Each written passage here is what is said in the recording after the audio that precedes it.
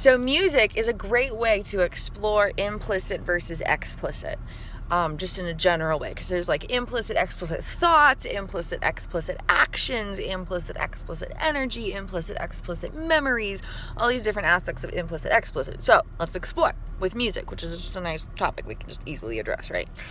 So the explicit and the implicit experience of music are two very different things. The explicit would be more like if you're reading through the lyrics and getting a sense of the message as a whole. And so when you're singing, it's not about individual words, it's not about individual phrases, it's not about the melodic rhythm or the beat necessarily. It's about the words that you're articulating in full sentences as you sing along with the song. The implicit would be individual words or phrases that have connotational meanings. So implied meanings, energetic meanings, assumed meanings by the right brain hemisphere, based on, like its stored data. And then all the stuff beyond the words. So the rhythm, the beat, the melody, the way that the sounds flow together to create music, because music isn't just saying a bunch of words, you know what I mean? And so the implicit and explicit of music is a great way to explore the implicit, explicit topics in general. So when I am really dissociated and in these dissociative states of consciousness, I only have an implicit experience of music, and that's one reason it can be so powerful.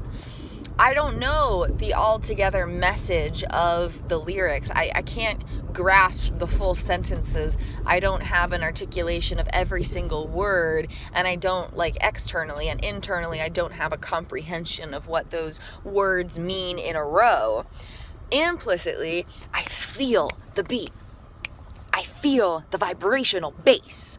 I sense the energetic emotion of individual words or potentially phrases, a couple words put together that kind of have their own unique little connotational meaning.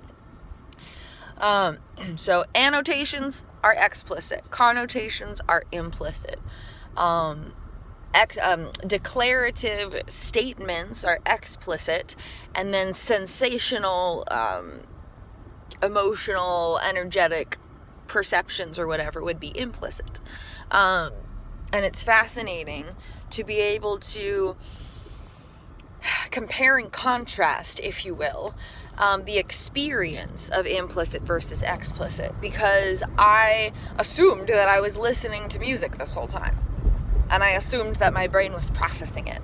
But now that we're gaining a new level of lucidity, I see that that was not the case, ever. And this all began when I was a very young teenager. And I remember it because we would write down the lyrics of the song trying to keep up with what was being said, because our brain wasn't grasping it. Only if we heard a song over and over and over and over again could we maybe get portions of the chorus.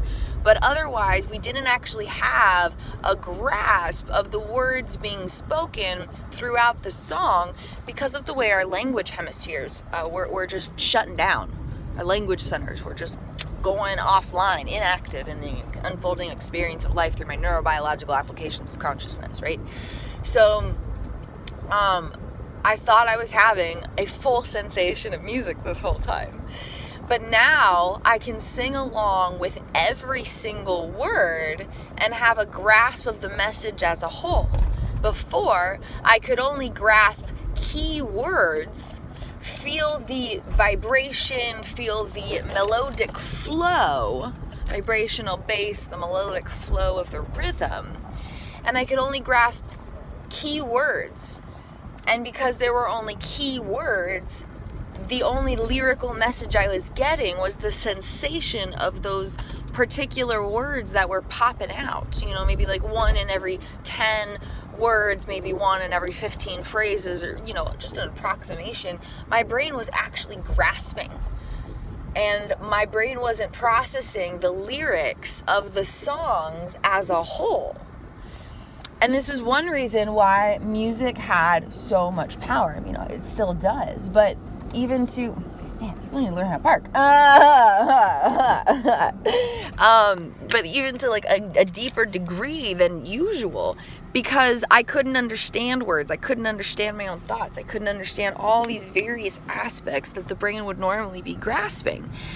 And being able to find music that gave a language type sensation of articulation to the occurrences within my unconscious consciousness when I wasn't able to grasp a typical sensation of conscious awareness, that was really powerful. And that's why our coping music playlists have been such a tool. We started creating those when we first became just crippled with the dissociative episodes in 2014. And now in 2019, we're still adding to them and we're still using them. And they all have specific meanings. And so when I'm having a specific experience or sensation of consciousness, we have a playlist for that.